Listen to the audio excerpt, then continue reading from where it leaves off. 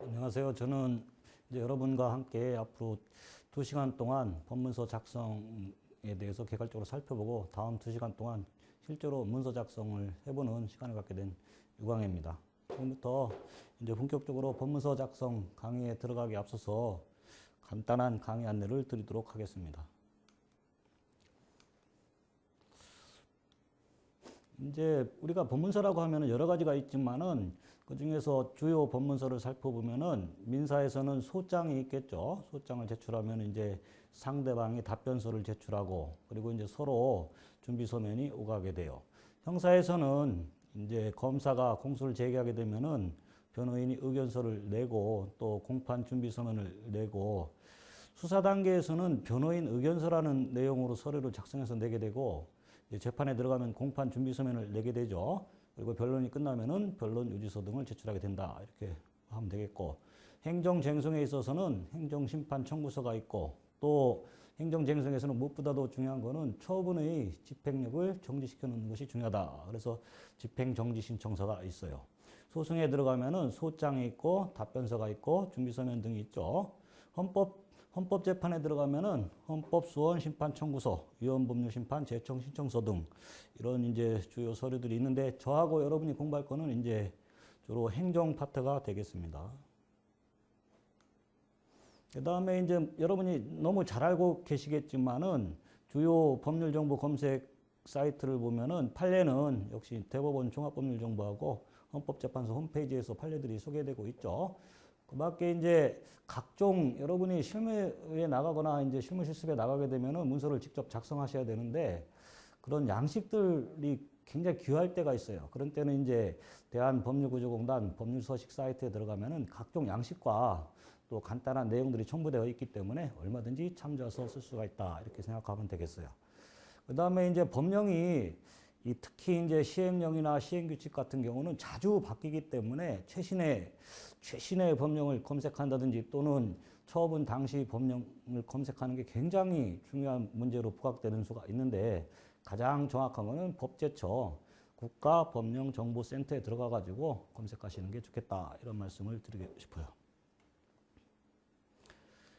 물론 이제 이런 여러 가지 이제 법문서도 중요하지만 여러분에게 당면한 거는 지금 변호사 시험이죠. 그렇기 때문에 변호사 시험의 배점과 전략에 대해서 우리가 또 무시할 수가 없어요. 그래 지금 이 표에서 보는 바와 같이 이 선택형 시험은 3가지 종류가 있어요. 그래서 선택형 있고 그다음에 이제 논술형 중에서 사례형이 있고 그다음에 기록형이 있죠.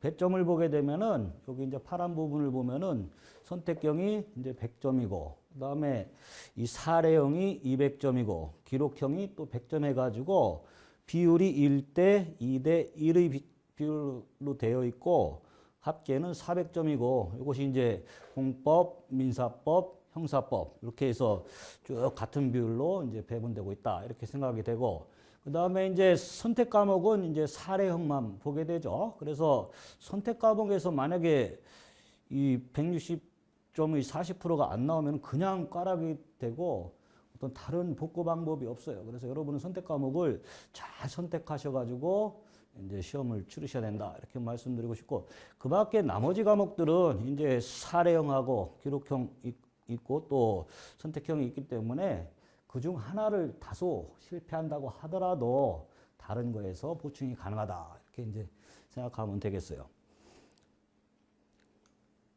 그래서 이제 보면은 그럼 우리가 이 선택형과 사례형, 기록형에 대해서 어떤 작전으로 가가지고 우리가 시험에 붙을 것이냐 이게 이제 고민이 되겠죠. 그래 합계가 400점이고 400점의 40%인 160점을 못 맞으면은 합격을 떠나서 꽈락이에요. 그렇기 때문에 우리는 1단계로 면꽈락을 대비해야 되고 그다음에 이제 합격을 이제 고민해야 되겠죠. 그래서 그러면은 우리가 이제 이 면가락을 위해서는 어떤 전략을 세워야 되느냐 이걸 생각해 봐야 돼요. 기록형에서 여러분이 아무리 답안을 못 쓴다 하더라도 공부를 조금이라도 한 분이라면은 30점 정도는 맞을 수가 있다. 그래 이제 채점을 해보게 되면은 한 30점에서 60점 그 사이에 막 몰려 있어요. 물론 이제 공부를 전혀 안 한 분은 20점, 10점도 맞고 또 공부가 아주 탄탄하게 된 분들은 70점도 맞지만은 대부분 30점에서 60점이다. 이렇게 보시면 되겠고 따라서 이제 내가 쟁점을 못 파악하고 시험에 망했다 하더라도 기록형에서 30점 정도는 맞을 수 있다. 이렇게 이제 보면 되겠어요. 그 다음에 이제 마찬가지로 이 사례형에서도 지금 두 가지 문제가 나오는데 이 사례형에서도 이제 쟁점을 많이 놓친다 하더라도 200점 만점이기 때문에 60점은 맞을 수가 있다. 그러니까 뭐 전혀 공부를 안 한 분은 못 맞겠지만은 그래도 나름대로 충실히 준비를 해온 분들은 최소한 그러니까 쟁점을 한 두세 개 정도 놓치더라도 60점 정도는 맞을 수 있다. 이렇게 이제 볼 수가 있어요. 그러면 이제 답이 나오죠. 지금 선택형에서 몇 점을 받아야 되냐. 그죠? 그러면 이제 160점에서 90점을 빼면은 이제 70점을 맞으면 여러분 이제 면가락은 되는 거예요. 70점이 객관식에서 70점은 여러분이 조금만 투자를 하면은 70점 맞는 거는 어렵지 않다. 가사 뭐 60점 맞더라도 이런 데서 조금만 걸충을 하게 되면은 면가락은 되는 거죠. 그리고 나서 이제 이 세 공법, 민사법, 형사법 중에서 한 과목 정도가 좀 고득점이 나오면 면가락된 상태에서 합격이다. 이렇게 보시면 되는 거예요. 그래서 지금 여러분이 이제 계속 지금 우리 로스쿨에서 강의가 사례형 중심으로 되고 있어요. 그런데 이 사례형은 이제 뒤에 다음에 설명이 되겠지만은 고득점이 잘 안 나오는 시험 유형이에요. 그래서 여기다가 전략적으로 투자하기보다는 제 개인 생각으로는 이 선택형의 문제집 한 이 두 개 정도만 풀어보면은 70점 정도는 맞을 수가 있다. 그죠? 그리고 이제 일단 면가락을 해놓고 한두 과목 고득점을 통해서 합격하는 이런 전략을 세우는 것이 어떻겠나 이런 생각이 들었어요.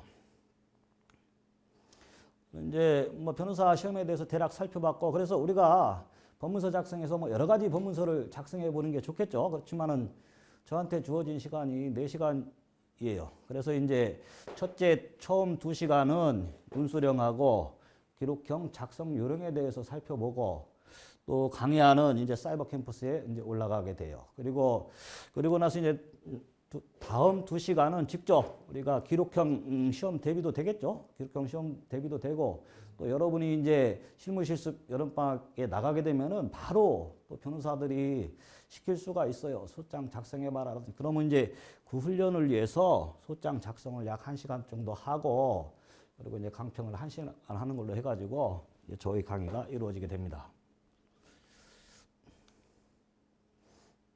예, 수고하셨습니다.